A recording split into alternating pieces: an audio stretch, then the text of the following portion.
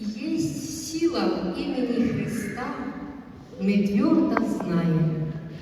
Но остается знание одно, и в жизни силы той не применяя, мы терпим поражение во всем. Нас дьявол постоянно атакует, он видит, что не так, умны, сильны, пассивно терпим мы судьбу такую, а Бог такой нам не дает судьбы.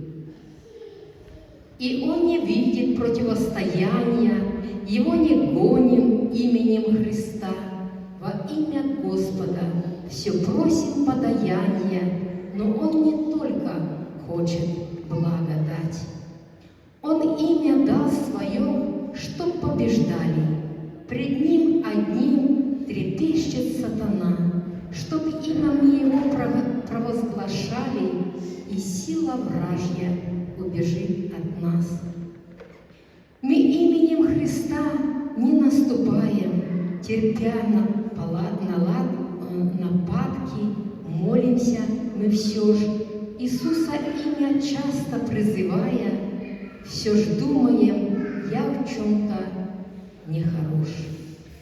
Пусть Божий гнев так в сердце возгорится, чтоб вызов бросить грозной сатане, стоять в борьбе, в нападках не смириться, превозглашать победу во Христе.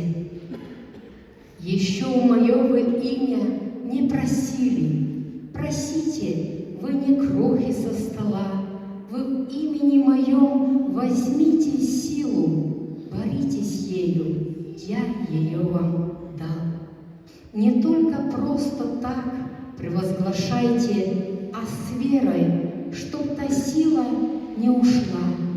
Ведь силу имени Господь для нас оставил, чтоб ее в сражениях применять.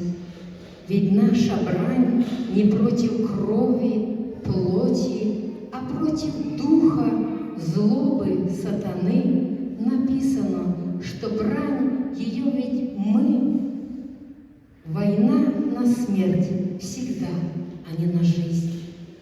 Мы жизнь сегодня во Христе имеем, мы кровью Его зачищены, из Божьей руки, отнять не смея, враг нападает все же со стороны.